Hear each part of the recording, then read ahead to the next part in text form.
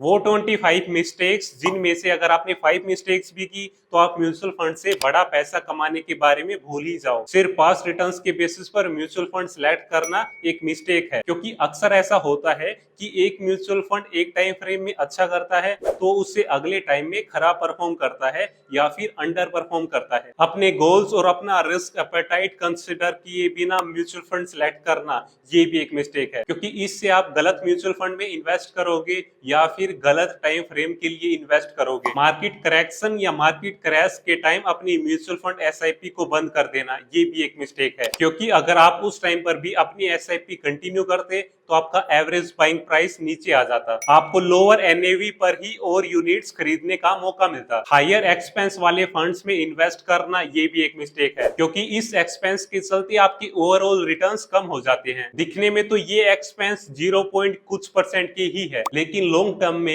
ये लाखों और करोड़ों रुपए का डिफरेंस क्रिएट कर देते हैं। सारा पैसा किसी एक ही म्यूचुअल फंड में इन्वेस्ट कर देना या 10 से 15 म्यूचुअल फंड्स में इन्वेस्टमेंट करना ये भी एक मिस्टेक है। Over diversification and under diversification दोनों ही गलत है। एक आम इंसान के पास 3 से 4 म्यूचुअल फंड्स ही होने चाहिए। फंड मैनेजर का ट्रैक रिकॉर्ड इग्नोर करना ये भी एक मिस्टेक है। एएमसी की क्रेडिबिलिटी इग्नोर करना ये भी एक मिस्टेक है, क्योंकि वीक मैनेजमेंट और पुअर प्रोसेस से रिस्क बढ़ता है और परफॉर्मेंस कंसिस्टेंट नहीं रहती। बदलते गोल्स के साथ बदलते टाइम के साथ अपना एसेट एलोकेशन अपडेट ना करना ये भी एक मिस्टेक है, क्योंकि एक म्यूचुअल फंड सभी इन्वेस्टर्स के लिए सही नहीं होता है। अपने फंड्स अपने पोर्टफोलियो को रेगुलर बेसिस पर रिव्यू ना करना ये भी एक मिस्टेक है, क्योंकि मार्केट और आपकी फंड्स परफॉर्मेंस दोनों ही चेंज होती रहती है और टाइमली रिव्यू ना होने से अपॉर्चुनिटी और रिस्क मिस हो जाता है। अगर आपका ऑब्जेक्टिव आपके फंड के ऑब्जेक्टिव के साथ मैच नहीं करता है तो इट मींस आपने गलत फंड में इन्वेस्ट कर दिया है। अगर फंड ग्रोथ ओरिएंटेड है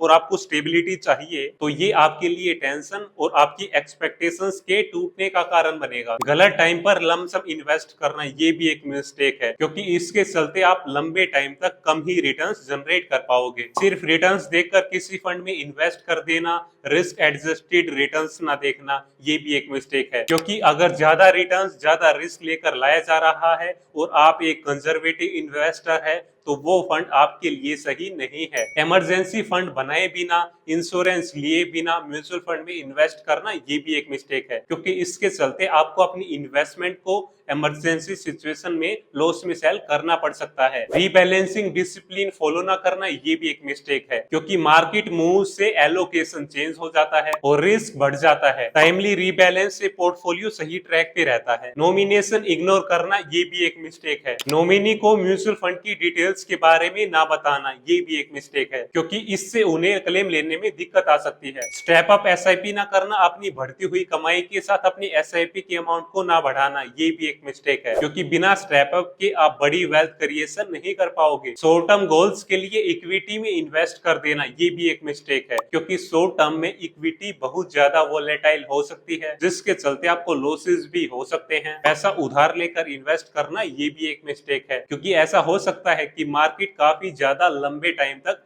आपको रिटर्न्स ना दे और आपको उस लोन के लिए इंटरेस्ट तो मंथली बेसिस पर पे करना ही है, फिर चाहे आप अपनी इन्वेस्टमेंट पर रिटर्न्स कमाओ या फिर ना कमाओ। हर साल अपने फंड्स को चेंज करते रहना, स्विच करते रहना ये भी एक मिस्टेक है। किसी फंड ने 1-2 साल अच्छा नहीं किया तो उसे सेल करके दूसरा फंड खरीद लेना ये भी एक मिस्टेक है, क्योंकि इससे आपकी कंपाउंडिंग नेगेटिवली इफेक्ट होगी और जब आप अपनी यूनिट सेल करोगे तो आपको प्रॉफिट पर टैक्सेस भी पे करने होंगे। एग्जिट स्ट्रेटजी ना बनाना, आपने एग्जिट कब करना है ये डिसाइड ना करना ये भी एक मिस्टेक है, क्योंकि जब मार्केट अच्छा नहीं कर रही होगी, जब आपका फंड अच्छा नहीं कर रहा होगा तो ये चीज के चलते आप में पैनिक ट्रिगर होगा, तब आप सेल करने के बारे में सोचोगे। तो आपको पूरी क्लैरिटी होनी चाहिए कि आपको उस फंड से कब एग्जिट करना है और आपने उसी टाइम पर एग्जिट करना है, उससे पहले नहीं करना है। Exit load, entry load, switch load in सबको इग्नोर करना भी एक मिस्टेक है। ये आपको पता होना चाहिए, क्योंकि ये सब आपकी कॉस्ट को बढ़ाते हैं। फंड साइज को इग्नोर करना ये भी एक मिस्टेक है, क्योंकि छोटे फंड्स में आपको लिक्विडिटी की प्रॉब्लम आ सकती है और बड़े फंड्स में एजिलिटी लूज कर सकती है। पोर्टफोलियो में थीमेटिक या सेक्टर फंड्स ओवरवेट होना ये भी एक मिस्टेक है। आप ऐसे ही वैल्यूएबल कंटेंट के लिए मुझे फॉलो करें।